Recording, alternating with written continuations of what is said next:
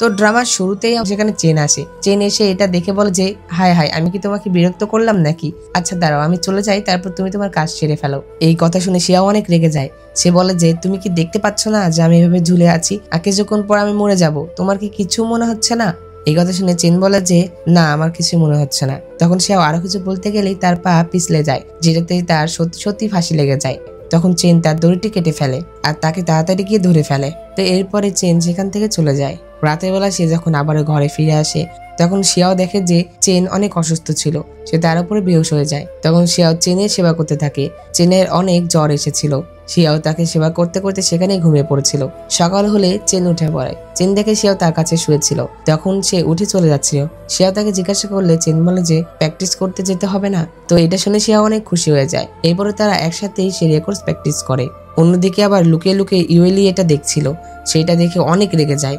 সে বলে যে শিয়াও, তুমি আমাকে মিথ্যা বলেছো। এরপরে রাতের বেলা তারা দুইজন আবারও একসাথে ঘুমায়, যেটা চেনের হাড়টা অনেক জোরে কম্পন হচ্ছিল। এটা শব্দ শিয়াও শুনতে পাচ্ছিল। শিয়াও বলে যে এটা কিসের আওয়াজ? তখন চেন বলে যে কিছু না, তুমি ঘুমাও। এই কথা বলে সে অন্যদিকে হয়ে যায়। এটা দেখে শিয়াও হাসতে থাকে। তো এরপরে তারা ঘুমিয়ে পড়ে। সকালবেলা আমরা দেখতে পাই তারা এইভাবে শুয়েছিল। তখন চেনের ঘুম ভেঙে যায়। চেন শিয়াওকে দেখতে থাকে। তাকে দেখে সে তাকে কিস করতেই যাবে, কিন্তু তখনই শিয়াও জেগে যায়, যেটাতে চেন আবারও ঘুমানোর অভিনয় করে। তখন শিয়াও আবার চেনকে দেখে।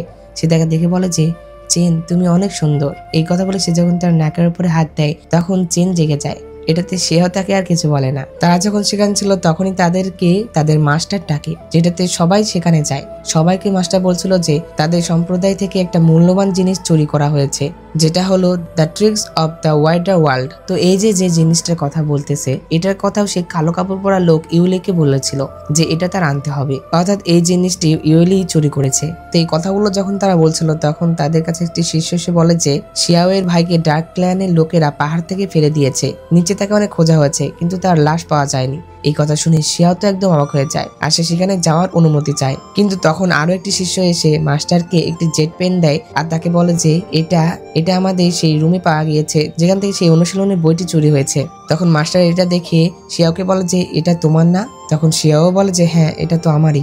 এটা দেখে সবাই বলতে থাকে যে তার মানে শিয়াওই এই বইটি চুরি করেছে। পাশ থেকে যখন সবাই এই কথাগুলো বলছিল, তখন চেন অনেক রেগে যায় আর তাদেরকে বলে যে সে এখানকার একজন শিষ্য আর সেই মাস্টারের অনেক কাছের, সে কিভাবে এটা চুরি করতে পারে। তখন শিয়াও তাদের সামনে শপথ করে আর বলে যে আমি শিয়াও সিং 3 দিনের মধ্যে আমি আসল চোরকে বের করব আর আমার সততা প্রমাণ করব। তো যাই হোক, এরপরে চেন আর শিয়াও তাদের রুমে এসে কথা বলতে থাকে। চেন শিয়াওকে বলে যে আমার মনে হচ্ছে ইচ্ছাকৃতভাবে তোমাকে কেউ ফাঁসিয়েছে, আমাদের তাকে খুঁজে বের করতে হবে।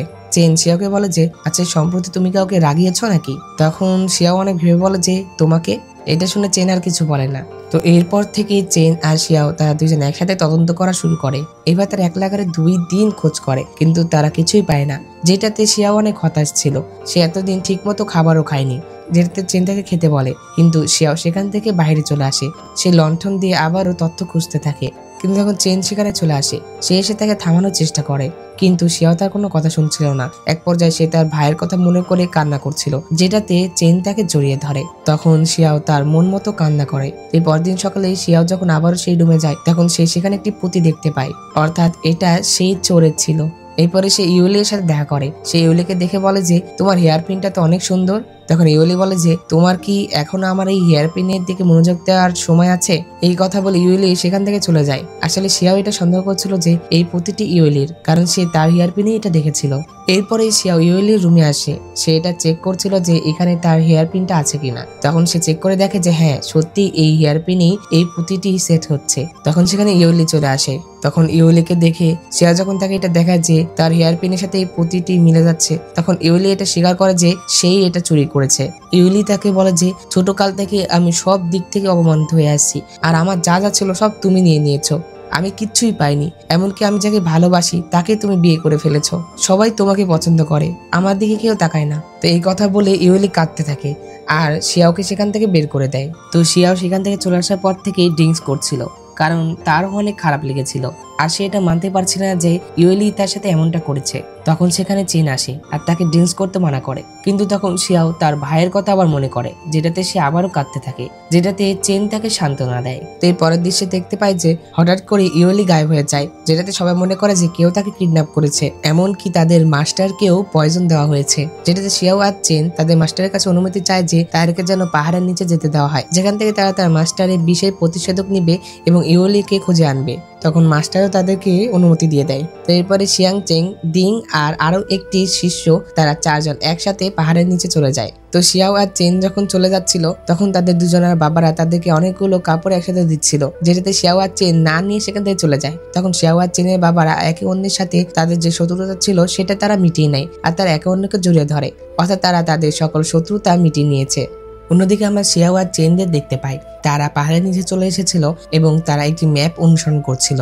চেন বলে যে তারা সামনে যে শহরটা আছে সেখানে গিয়ে তারা লোকদের ডার্ক মুন সেক্ট সম্পর্কে জিজ্ঞাসা করবে, কারণ এই ডার্ক মুন সেক্টই তো তাদের এই জিনিসগুলো চুরি করেছে এবং শিয়াওয়ের ভাইকে আঘাত করেছে।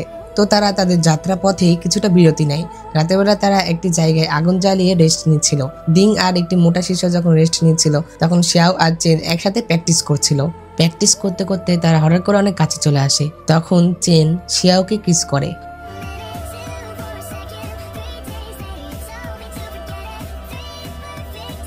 দিং যখন চোখ খুলে তখন সে তার সামনে তাদেরকে কিস করতে দেখে, যেটাতে সে তার মোটা শিষ্যটিকেও জাগিয়ে দেয়। কিন্তু তারা যখন শব্দ করে তখন শিয়াও চেনকে দূরে সরিয়ে দেয়। তো তারা যখন কিস করা বন্ধ করে দেয় তখন এটা থেকে সেই মোটা শিষ্যটা বলছিল যে তোমরা অনুশীলন করা বন্ধ করলে কেন? আমি আর দিং একসাথে একটু উপভোগ করছিলাম। এটা শুনে তারা দুজনেই লজ্জা পেয়ে যায় আর সেখান থেকে চলে যায়। তো এরপরে দিনের বেলা তারা যখন আবারও রওনা হয় তখনই হঠাৎ করেই শিয়াওয়ের সামনে তার সিনিয়র ভাই চলে আসে, অর্থাৎ সে মারা যায়নি বরং জীবিত ছিল। তখন শিয়াও তাকে দেখে দৌড়ে গিয়ে জড়িয়ে ধরে আর সে অনেক খুশি হয়েছিল তার ভাইকে দেখে। কিন্তু চেনের এটা দেখে একদমই ভালো লাগে না, সে শিয়াওয়ের ভাইকে দিকে জেলাস ফিল করতো। তো এরপরে শিয়াওয়ের ভাই শিয়াওকে বলে যে আসলে ডার্ক মুন সেক্টের লোকেরা তাকে আহত করেছিল আর যার জন্য সে নিজেকে লুকিয়ে রেখেছে, এই কারণেই তারা তাকে খুঁজে পায়নি। কিন্তু চেনের শিয়াওয়ের ভাইয়ের কথা একদমই বিশ্বাস হচ্ছিল না, সে তার উপরে সন্দেহ করে। তো এরপরে তারা 5 জন একসাথে শহরে চলে আসে ডার্ক মুন সেক্টে তদন্ত করার জন্য।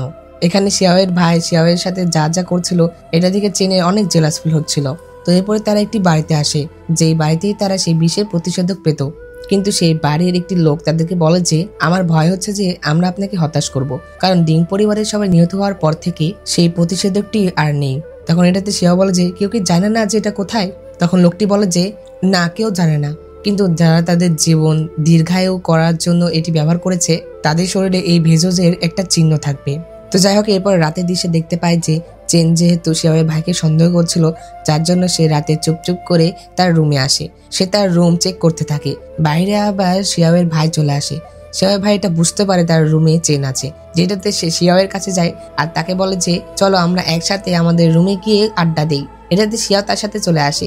তারা দুজন যখন তাদের রুমে আসে তখন তারা সেখানে চেনকে দেখতে পায়। এটা দেখে শিয়ান চেনকে বলে যে তুমি এই রুমে লুকিয়ে লুকিয়ে কেন এসেছো? তুমি এটা খুঁটিয়ে দেখতে চাও? এখনই তার কাছে ক্ষমা চাও। এটাতে চেন তার কাছে ক্ষমা তো চাই না, বরং সে উল্টো রেগে যায় আর সে শিয়াওকে কাঁধে তুলে নেয়। চেন শিয়াওকে বলে যে আমার প্রিয়, এত রাতে অন্য কারো ঘরে থাকা ঠিক নয়, এক রাতের প্রেম কিন্তু অমূল্য, চলো আমি তোমাকে ঘুমাতে নিয়ে যাচ্ছি। এই কথা বলে সে তার পেছনে একটি বাড়ি দিয়ে সেখান থেকে নিয়ে চলে যায়। এরপরে রুম আসার পরে সে চেনের সাথে ঝগড়া করতে থাকে। সে এক পর্যায়ে তাকে তো বিছানায় শুতেও দিচ্ছিল না, কিন্তু চেন জোর করে সেখানেই শুয়ে থাকে। তো যাই হোক, এরপরে দিনের বেলা তারা যখন আবার তদন্ত করছিল তখন চেনের সাথে একটি মহিলা দেখা হয়, যে কিনা সাহায্য করে চিৎকার করছিল।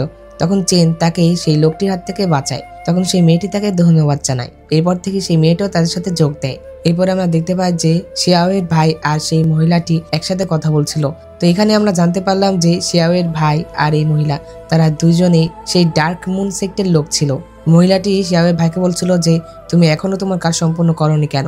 তুমি কি শিয়াওয়ের ভালোবাসা পাওয়ার জন্য অপেক্ষা করছো নাকি? তোমার কাজ তাড়াতাড়ি শেষ করো। তাদের কথা আবার লুকিয়ে লুকিয়ে শিয়াও শুনতে পায়। এরপরে শিয়াও আর তার ভাই যখন একটি হোটেলে এসে খাবার খাচ্ছিল তখন শিয়াওকে একটি স্যুপ দেওয়া হয়েছিল, যেটা শিয়াও পান করার অভিনয় করছিল।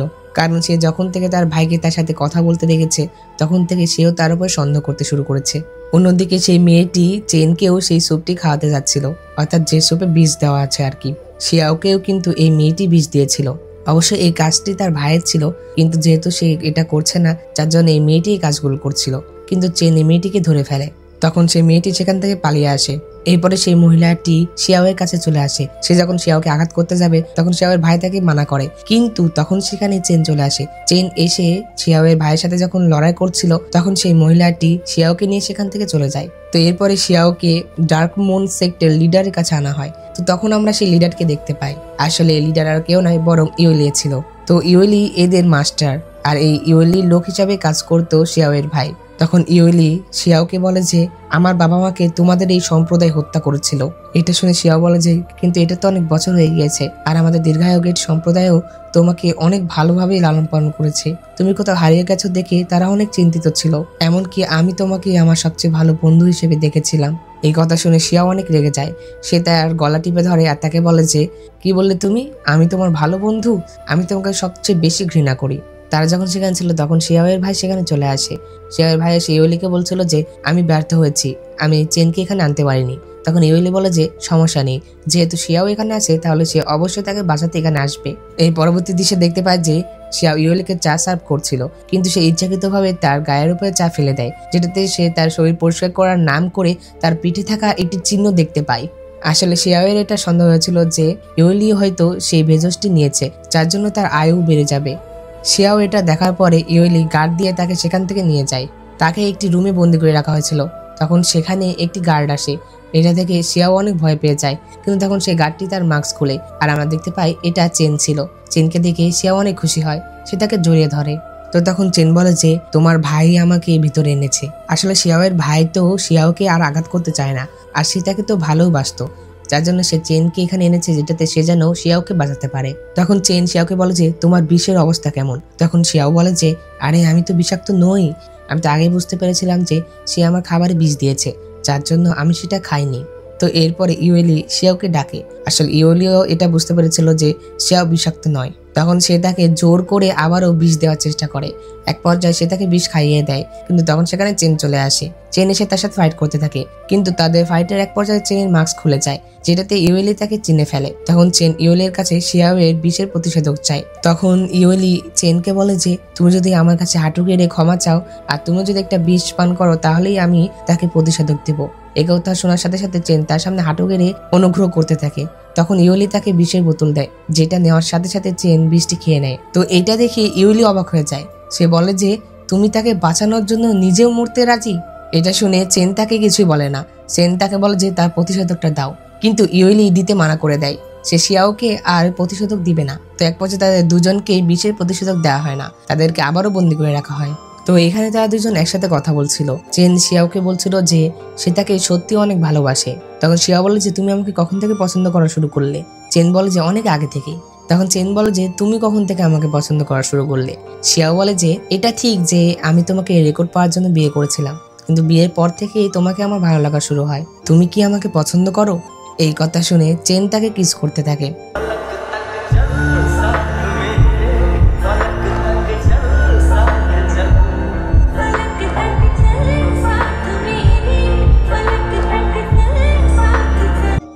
তো এরপরে সেখানে শিয়াওয়ের ভাই চলে আসে। শিয়াওয়ের ভাইকে জানায় যে ইওলি এর পিঠেও সেই চিহ্নটা আছে, যে চিহ্নের কথা তারা সেই বাড়িতে শুনেছিল। কিন্তু শিয়াওয়ের ভাই এটা বিশ্বাস করতে চায় না, যেটাতে সে নিজে এটা দেখতে আসে। তখন সে এটা দেখে যে সত্যি ইওলি এর পিঠে সেই চিহ্নটা আছে। আর শিয়াওয়ের ভাই যখন এটা দেখে যে ইওলি সেই ভেষজটি গ্রহণ করেছে এবং সেই আসলে তাদের শত্রু। আসলে শিয়াওয়ের ভাইয়ের পরিবারকে অনেক আগে মেরে ফেলা হয়েছিল, আর সে ভাবতো যে এটা তাদের সেক্ট ছিল, কিন্তু এখন সে বুঝতে পারে যে এটা আসলে ইওলিয়েদের লোক ছিল। তো তখন সে চেন আর শিয়াওকে বলে যে এখন থেকে সেও তাদের দলে, সে তাদেরকে সাহায্য করবে। তো তখন শিয়াওয়ের ভাই তাদেরকে একটি বিষের প্রতিষেধক দেয়, যেটা দিয়ে তারা যে কোনো একজন সেই প্রতিষেধকটি গ্রহণ করতে পারে। আসলে এই প্রতিষেধকটি ইওলি তাকে দিয়েছিল। ইওলি তাকে বলেছিল যে যদি সে শিয়াওকে তার কাছে নিয়ে আসতে পারে আর চেনের সাথে তার সম্পর্ক নষ্ট করাতে পারে তাহলে সে এই প্রতিষেধক দেবে, যেটাতে শিয়াওয়ের ভাই এই প্রতিষেধক এনে ইওলিকে দেয়। আর তারা অভিনয় করতে থাকে যে শিয়াও চেনকে পছন্দ করে না, সে তাকে ছেড়ে চলে যাবে। এটা ইওলিয়ের সৈন্য দেখে আর সে গিয়ে ইওলিকে এটা জানায়। এরপরে চেন চলে আসে ইওলির কাছে। সে তার সাথে কথা বলছিল, সে তার কাছে প্রতিষেধক চায় আর তাকে বলে যে শিয়াও যেহেতু আমাকে ছেড়ে চলে গিয়েছে তাহলে আমার এখন আর কিছু করার নেই, তাই তুমি আমাকে প্রতিষেধকটা দাও। তখন ইউলি মনে মনে ভাবে যে যেহেতু সে আমার বিচার জন্য অনেক দুর্বল, তাই তাকে যদি প্রতিশোধটা দিয়েও দিই তারপরে সে কিছুই করতে পারবে না। আর আমি যদি এটা করি তাহলে সে হয়তো আমার উপর অনেক খুশিও হতে পারে। এই কথা ভেবে ইউলি চেনকে সে প্রতিশোধক দিয়ে দেয়। তখন চেন সে প্রতিশোধক খাওয়ার পরে তখন সে ইউলির জন্য পানি নেয়। সে সেই পানিতে বিষ মিশিয়ে দিয়েছিল। এরপরে সে সেই পানিটি ইউলিকে খেতে বলে। তখন ইউলি কোনো চিন্তা না করে খেয়ে ফেলে। এক পর্যায়ে ইউলি যখন চেনকে কিস করতে যাবে তখনই সে বাইরে ফাইটের শব্দ পায়, যেটাতে সে যখন চলে যাবে তখন চেন তাকে থামায়। আর সে যখন চেনকে আঘাত করতে যাবে তখন সে দেখে যে তাকে বিষ প্রয়োগ করা হয়েছে, যেটাতে সে বুঝতে পারে যে চেন এই কাজটি করেছে। তো এরপরে সেখানে শিয়াও আর তার ভাইও চলে আসে। তখন তারা সবাই মিলে একসাথে ফাইট করতে থাকে। তারা তো ইউলির শক্তির কাছে পারছিল না। তখন তারা দুইজন তাদের সেই রেকর্ডের কৌশলগুলো কাজে লাগায়। তারা অনেক চেষ্টা করার পরে তারা যে পাওয়ারটি অনুশীলন করেছিল সেইটা দিয়ে ইউলির উপরে আক্রমণ করে। তখন ইউলিও তার কাছে আর পেরে ওঠে না। তখন তাকে দীর্ঘায়ু গেট সম্প্রদায় নিয়ে আসা হয়। তাকে শাস্তি হিসাবে যাবজ্জীবন কারাদণ্ড দেওয়া হয়। তো ড্রামা শেষে শিয়াও আর চেন একসাথে ড্রিঙ্কস করছিল আর রোমান্টিক কথা বলছিল। এরপরে তারা কিস করে।